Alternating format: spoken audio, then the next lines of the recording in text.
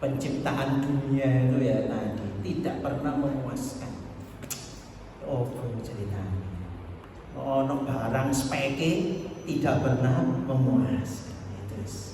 Makanya korun itu wakilah kuncinya saja dibawa sekian banyak ontak. Kuncinya gudang aja. Ngono ya gak syukur korun ini. Kenapa ya? Karena akhirnya dia merasa ini usahaku. Nggak ada hubungan sama Allah. Wah ya kan kuasus sama itu korun. Apa aku sodako? Nah enak ada gitu akhirnya ya. Lapa aku zakat? Nah enak ya balik dewe-dewe. Nah ya kita nikmati dewe. Padahal ya misalnya hartanya korun itu katakanlah satu Jawa Timur itu ya nggak bisa dinikmati semua. Itu cuma nafsu. Nafsunya saja, dan memang nafsu itu tidak pernah terpuaskan. Nah itu spesifikasinya juga. Spek itu ya Allah, spek itu bisa begini, maka nafsu dikontrol. Nah seperti itu. Nah supaya kita komprehensif, ada sebuah makalah. Ini makalah bukan hadis sebetulnya. Makalahnya itu makalah kadal. Kadal fakru ayyakuna kufur. Nah itu sebut makalah kadal. Lalu pertama ini kadal fakru ayyakuna kufur. Bahwa hampir-hampir kefakiran itu menyebabkan kekufuran. Nah ini juga kita harus hati-hati. Ya. Maka ya kita tetap orientasinya tadi akhir. Tetap orientasinya akhir. Ya. Ketika ada orang fakir, kemudian dia orientasi akhiratnya tinggi, ya ini nggak masalah. Tapi kalau ada orang fakir kok malah akhiratnya hancur berantakan, nah ini harus diberi solusi. Nah kayak gitu. Nggak boleh kita dalil Pak sing sabar, wong sabar kekasih Allah. Jari wong fakir karepmu dhewe. Maka agama itu komprehensif. Juga fadilah orang fakir ada, tapi juga ada zakat kan gitu. Supaya apa? Orang-orang yang kadal fakru ayyakuna kufran nggak sampai jadi kufur. Nah, bukan begitu ya. Tapi kalau orang fakirnya ini memang orientasi akhiratnya tinggi, nah itu tentu jos. Kenapa? Nah gini. Jadi dunia ini di dalam pandangan agama perlakuannya semuanya adil. Nah, ini yang harus dipahami. Orang kaya amalnya dengan sedekah, itu orang kaya. Orang nggak kaya dengan sabar. Ini harus dipahami. Jadi jangan dikira perlakuan di dunia ini tidak fair. Dalam pandangan agama, perlakuan di dunia ini fair. Orang kaya itu sedekah jalan ke surga. Orang fakir jalan ke surganya sabar.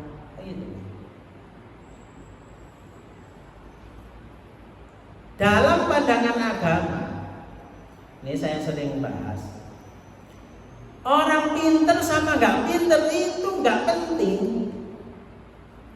Karena kewajibannya adalah thalabul ilmi fariidhatun ala kulli muslim. Orang pinter nuntut ilmu dapat pahala. Orang bodoh nuntut ilmu dapat pahala. Yang penting nuntut ilmu. Nah gitu nih. Jadi agama ini menilai semua orang itu sama. Sama aja, nggak ada bedanya. Jalannya masing-masing. Gitu. Maka jangan dikira kalau ustadz nanti surganya lebih tinggi, ya belum tentu. Belum tentu. Jalannya ustadz adalah mengajarkan ilmu, kan itu ya. Jalannya orang fakir sabar. Jalannya orang kaya sedekah. Nah, nanti ini dinilai masing-masing. Kan ada apa istilahnya? Matrikulasi ya. Jadi, nek sedekah orang kaya 1 juta itu sama dengan orang fakir sedekah 10.000. Akhirat itu begitu. Sama dengan sabar begini. Sama dengan ngajar ilmu sekian. Itu ada matrikulasinya, enggak usah bingung. Nah, makanya agama itu memandang semua orang itu sama. Fair gitu, fair. Kalau kita kan beda ya. Beda, manusia itu beda. Guru, ada arek pinter, sampai arek sing gak pinter. Ya kan beda pandangannya ya. Nilainya kan beda gitu. Arek pinter sama gak pinter kan nilainya beda toh? Maksudnya sama. Tapi dalam pandangan agama gak penting. Nuntut ilmu kan gitu kan. Ini dapat pahala, ini dapat pahala. Yang penting itu nuntut ilmu, serius nuntut ilmu, selesai. Itu fair. Makanya kalau mau fair, dunia ini ya lebih kurang fair dibandingkan akhirat. Makanya kita nggak bisa ngomong bahwa kok dunia ini nggak adil ya. Dalam pandangan agama semuanya adil karena nilainya masing-masing. Nah, ini yang harus kita paham. Ya, jangan mengira bahwa agama itu nggak fair. Agama itu fair karena penilaiannya masing-masing. Maka nuntut ilmu itu wajib, pinter itu nggak wajib. Kalau ada orang setelah nuntut ilmu kok masih nggak pinter, ya nuntut ilmu lagi, gitu toh. Agama itu cuma begitu. Nah, ini mau saya bahas ilmu. Ada imam udah ikut tahsin, terus jadi imam bacanya salah, itu makfu. Terus pokoknya para imam ikut tahsin, nanti jadi imam bacanya salah, makfu itu sudah. Udah dimaafkan oleh Allah. Kenapa? Karena nuntut ilmu. Nah begitu toh. Jadi jenengan kalau dikomplain jawabannya gampang. Aku sebelum tahsin wis nuntut ilmu. Misalnya kok aku ngarep mojone keliru, dimakfu. Karena tadi dalilnya tolakul ilmi barir.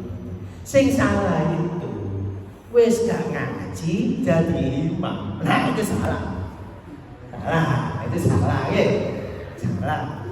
Gak gelem ngaji, ngocone salah kabeh jadi imam. Nah itu memang salah. Ya saya gak bisa bela. Tapi nek ngaji jadi imam keliru itu makfu.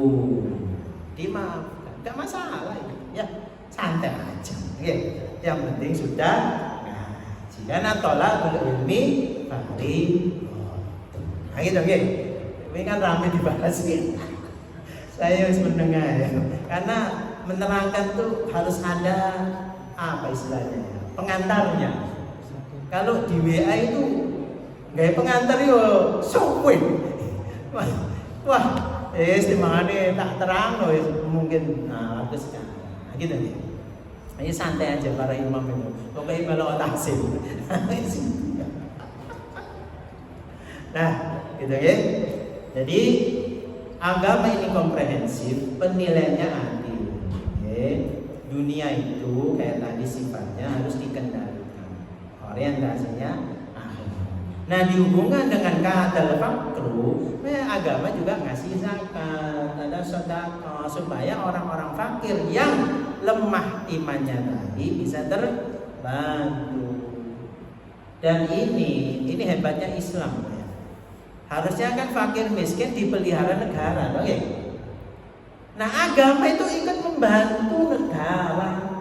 Lo kan bisa enak. Kan kewajibannya kan gitu, fakir miskin dipelihara oleh negara. Sehingga harusnya kan kalau menurut negara kan ini tanggung jawabnya negara ya. Tetapi agama tetap zakat nah gitu guys, supaya ikut double. Fakir miskin ini dapatnya double, dari negara dapat, dari zakat dapat, dari sedekah. Nah itu lebih membantu lagi. Wallahu a'lam bishawab. Subhanallah wa bihamdihi asyhadu an la ilaha illa anta astaghfiruka wa atubu ilaik. ربنا آتنا في الدنيا حسنة وفي الآخرة حسنة وقنا عذاب النار وصلى الله وسلم على رسول الله الحمد لله رب العالمين ثم السلام عليكم ورحمة الله.